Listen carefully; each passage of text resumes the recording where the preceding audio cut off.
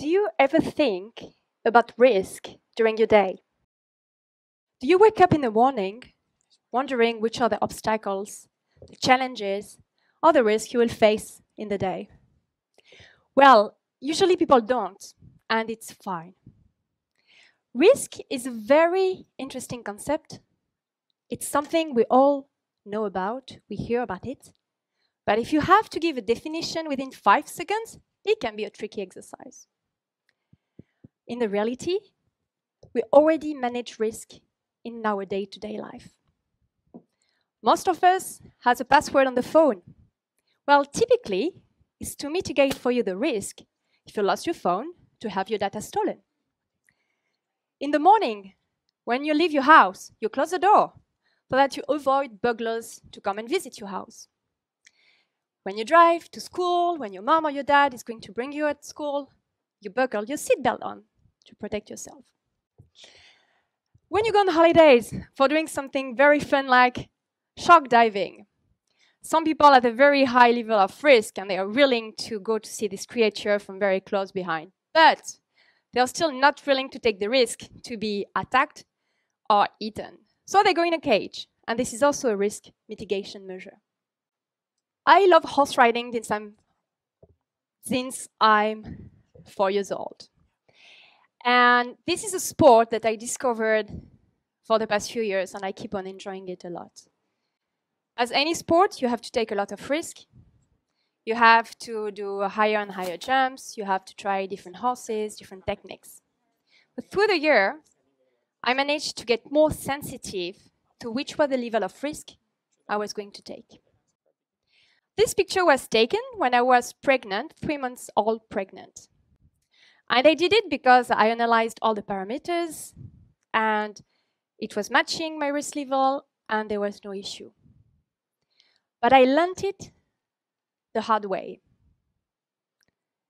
When I was 12 years old, I was on holidays at my grandparents' place in the south of France. And there was this new horse riding center which just opened, and I begged my parents to go there. They accepted, and all the red flags telling me to not go horse riding, I just didn't listen to that. I had no proper shoes. I didn't have my boots. I just had like normal sneakers. I didn't have my horse riding pant. I just had shorts. The horse they gave to me was very nervous, really not well trained.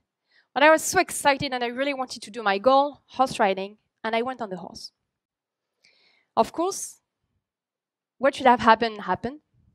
And during the trek in the forest, the horse went crazy, sped up, bucked up, and ejected me on a pile of stones. The rest, I didn't really remember. I spent 3 weeks at the hospital. I had few broken bones, the wrist, the elbow, the ankle. I was wearing glasses at the time, and my glasses came straight into my skull. I had piece of stone and glasses on my left face. And the worst part, it's not yet finished, is with a shock, I exploded my retina, and I had to do this emergency operation for having laser surgery, 300 laser points at each eye. So by my willingness to just do what I wanted without taking care of these warning signs, I lost my sight, I lost my health, and I almost lost my life. And this is the picture that my mom keep on keeping for me. Typically, this was me 2 months after the accident when I still have the scar. And I keep after on breaking my right wrist all my life. It's still very weak, and I never managed to recover it. I'm a risk manager by profession. I spent 30 years doing risk for financial institutions, banking, insurance company, and I love my job. I really love it because risk is always moving. Risk is not something you can learn at school or with a master, with a degree. It's a mindset. And when you got it, you can anticipate almost every situation you will have in your career or in your life. Basically, when people ask me, what are you doing? What is a risk manager? The easier way to say is, I'm a superhero, but without superpowers. The reason is my job is to help the CEO to reach the strategy, which is we're going to be number one on the Chinese market. We are going to increase our sales by 10% at the end of the year in Indonesia, whatever they want to fix. It's always easy for them. It's straight, right sun, no problems. In the reality, it's really not like that. And my job is to help the CEO or whoever is driving the strategy to analyze when there is a right turn instead of a left, when there is snow instead of a right sun, when there is every pitfalls you can find. There are a few techniques to do that. This one is a very, very common one we call the risk assessment.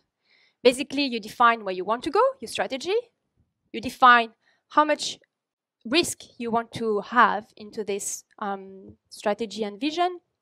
You identify which are your risks, you assess them, and you do the actions to monitor them. A few months ago, something happened in my life, and I realized that everything I was trying to implement in a corporation and for my work was even more powerful in my own life. So a few months ago, I resigned for my job, and I resigned without a job behind, which was super risky, especially for foreigners in Singapore. And so I went through this whole process because it helped me to just focus on what was required then, which was my monitoring step. How can I find a new job? And this gave me the idea that everything I was challenging people at work, everything I was demonstrating or using for my work was in fact even more powerful in our life, for our family, or for our career. There was a survey recently, which was at the beginning of 2018, where they analyzed the biggest failure of startup for the past 2 years. And what was the result of the survey was that 46% of this startup, which didn't make it, was because the vision was not aligned with what they have. They didn't do analysis of their risk. They didn't define where they wanted to go and what was the reality of what they can achieve. And it made me think that doing risk is more a mindset. It's an attitude, it's a behavior. And if you use it on the day-to-day, it will bring you 3 skills that each of us we have. But when you use them, or when you're more aware, you can manage any challenges in your life. The first one will be the analytical skills. When you're more aware about the risk around you, you need to analyze tons of data. And you will develop this sense about not accepting what people tell you if it's right or wrong, which are the different data you use, and you will exhaust your own judgment. This will help you also to define your own opinion, to step up in what you believe in, and whatever jobs you're going to have, it will just increase the sensitivity about doing your own assessment and your own opinion.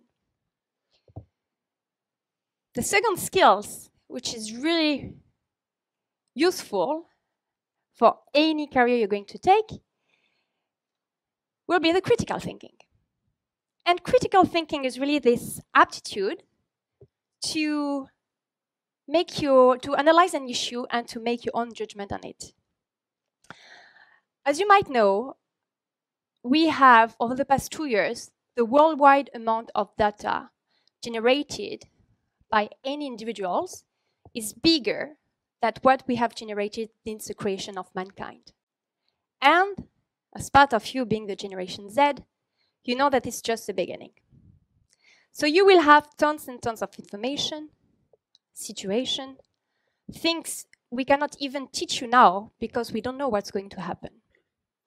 But if you develop these skills and this aptitude to always put things into perspective, challenge them, pushing them, then you will be more ready to prevent any bad consequences that can happen for you. There was a survey also issued last year, end of 2017, about the required skills for the task force for 2020 and go on. Critical thinking came second. So you can ask me which was the first, which is in fact very aligned with one of the principles of risk management, which is problem solving. And problem solving is in fact the consequence after this analytical skills, the judgment, and then you take a decision and you solve the issue. So all these skills put together will just help you to prepare you, in any kind of situation you will face. We know that in the future, people who are going to be on their workforce by 2020 will have in average 17 different jobs in their life. And some of them are not even created yet. So by using the 3 skills, you can basically adapt yourself to any situation. One example of failure of problem solving, that I will show you what it's about, is typically this situation. So I'm not a huge fan of sharks, but I think this example is really making the point about a bad problem solving. Somebody who really wants to go diving with sharks, who is willing to take the risk, but at the same time still expose his arm or her arms toward the shark and take the risk of being attacked or worse. So all this concept about managing risk is really to put all the knowledge you accumulated through different situations and experience to anticipate any hazardous situation, to avoid you to fall from your horse, to be eaten by a shark, to be whatever risky situation you're going to have. You have to take risk, and it's true, because you will face some challenges that we don't even know about. But when you take this risk, don't react. Take your time, analyze it, and understand it. Whatever you're going to be, astronaut, farmer, working in public services, corporation, being entrepreneur, develop these 3 skills, and I can tell you, you will be safe. Thank you.